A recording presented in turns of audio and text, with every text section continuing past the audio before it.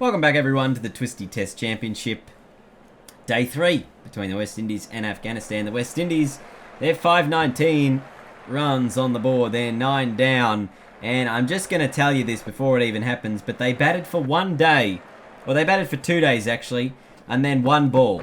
2 days and 1 delivery, because they declared straight away after that first ball at 519 for 9.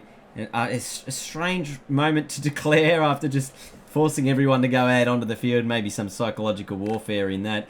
But it was Roston Chase who was 200 not out at the end of that innings for the West Indies and set them up with a 519 run lead over this Afghan side. Ibrahim Zadran and Ahmadi coming out to the middle as Kemar Roach will have ball in hand.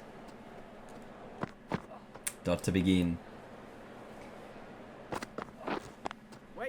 And again, so that's the maiden over to begin, and after 9 deliveries, finally, Afghanistan able to get off the mark with a few runs here, pushing that away to the onside. I've lost every little moment here. I cannot see what is going on. My thing has told me though there is an outside edge, and there is a wicket.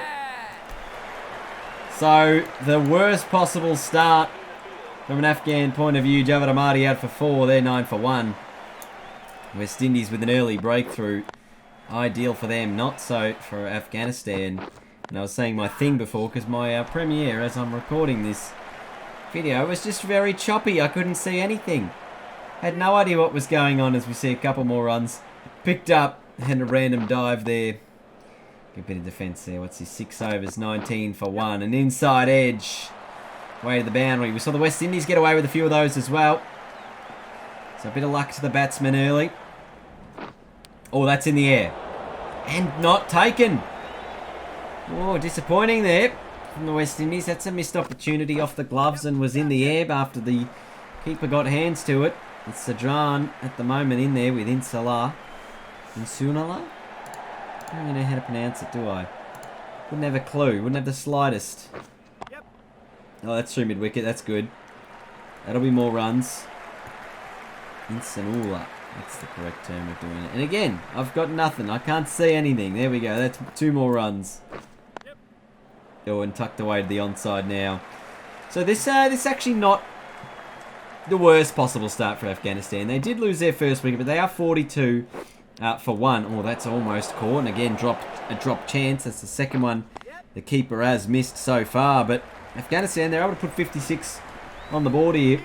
And they're still only 1 down. So obviously the West Indies, they were strong starters with the bat as well. But, oh, that's a chance. Yep, taken. There was a definite edge there. But no, I want to say, obviously, the West Indies, they were 4 for 80 at one point, and they managed to make a massive score. So Afghanistan will take some good moments out of that.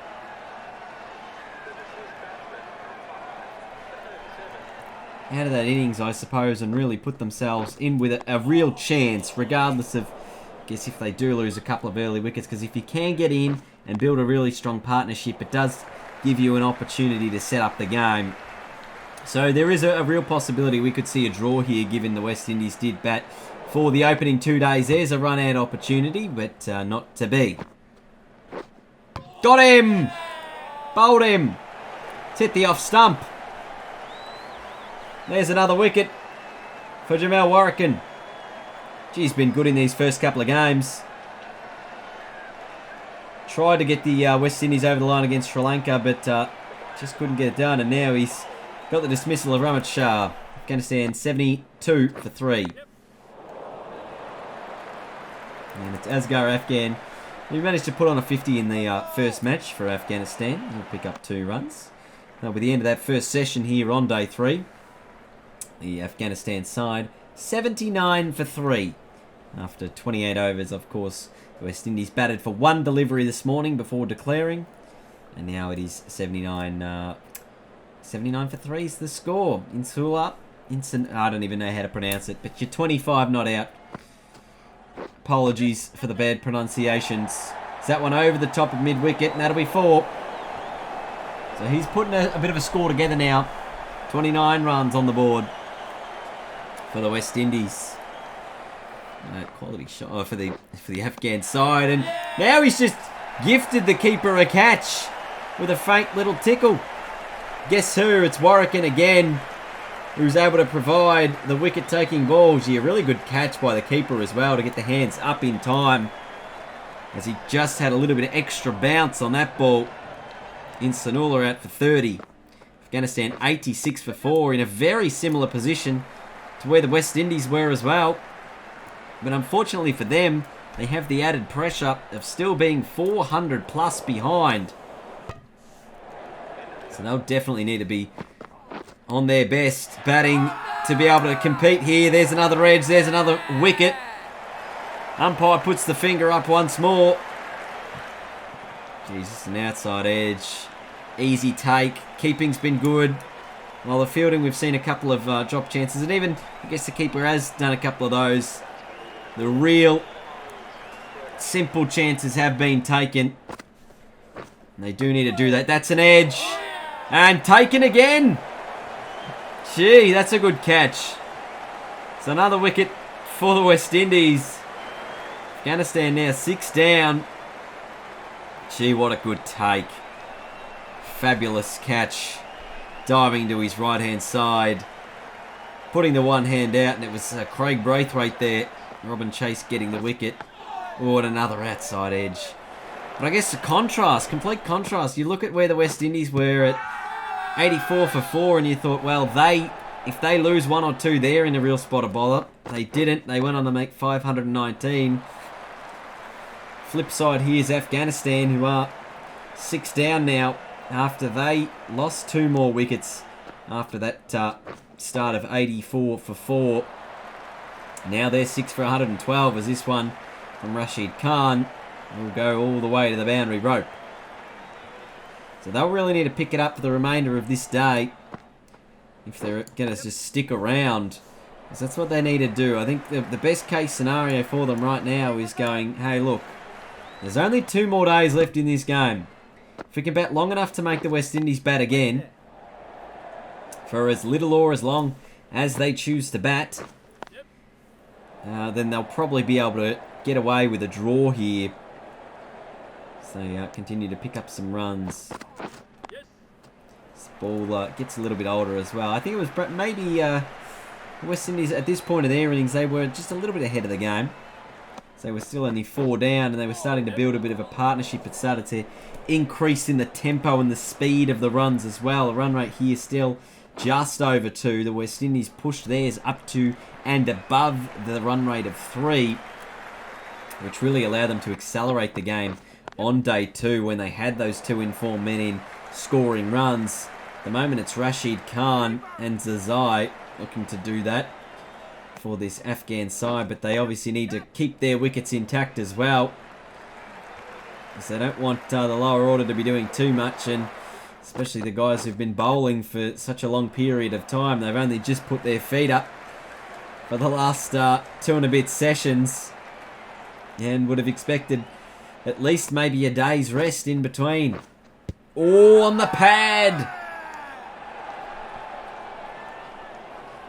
by the big man Cornwall. It looked very close, and it is going to be sent upstairs by Jason Holder. Oh, jeez, it's very close. Does it hit him in line or outside the line? Pitching outside off. Impact outside off. Wickets hitting. Gee, you could have argued umpire's call there for the impact, but original decision was not out, so it would have remained not out regardless. There's Rashid Khan this time.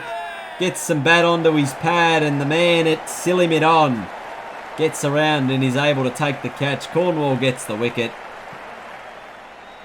Afghanistan lose wicket 7. Rashid Khan to depart for 27. And they're 152. 7 wickets down.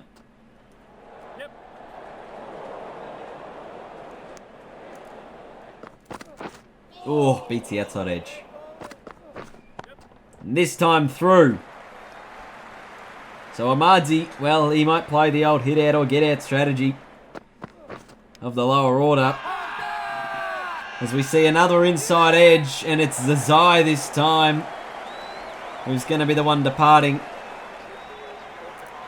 Roach with the wicket. Afsar Zazai gone for 26. Afghanistan 158 for 8. Still 361 runs behind the West Indies in a commanding position. 70 overs into this innings. Oh, and maybe now another one. It was a direct hit and given. So more disappointment for Afghanistan at a time when they didn't need it. A direct hit onto the stumps. We'll see the end of Zahir Khan. He's out for 1. 159 for 9. Hamid Hassan coming to the middle. So if you're the West Indies, you're thinking, gee, what a day this has been. Declare and have them 9 down. We could almost have them batting again tonight. Or the West Indies, if they choose, can continue to bat and extend the lead once again. Of course, we will be heading into day 4 at some stage tomorrow. Afghanistan, they've managed to survive 77 overs so far here on day 3. But with only 1 wicket remaining, it's only a matter of time before they're either forced to bat again or forced back out into the field. And the question is, how long will it be before that is the case? On that through cover again. Should be 2 more. Maybe even a boundary. It does. It goes all the way. As we are in the 79th over now. I wonder if the new ball is available. Is available. Has been taken. I am reliably informed. 84 overs in. That's why the Seamers are back into the attack here for the West Indies. As we see Hussain hit another ball to the boundary. That's 4 more. Now in the gap. Should be 2 more. Possibly even 3.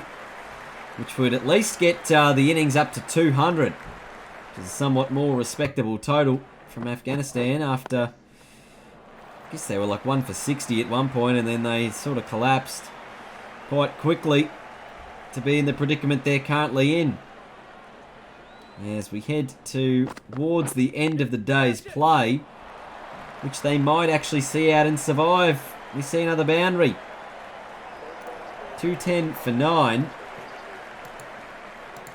In a pretty good spot, and that's going to be it for the day's play here for Afghanistan. 210 for 9.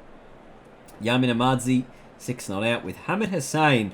The number 11, 40 from 57, keeping Afghanistan just in the game.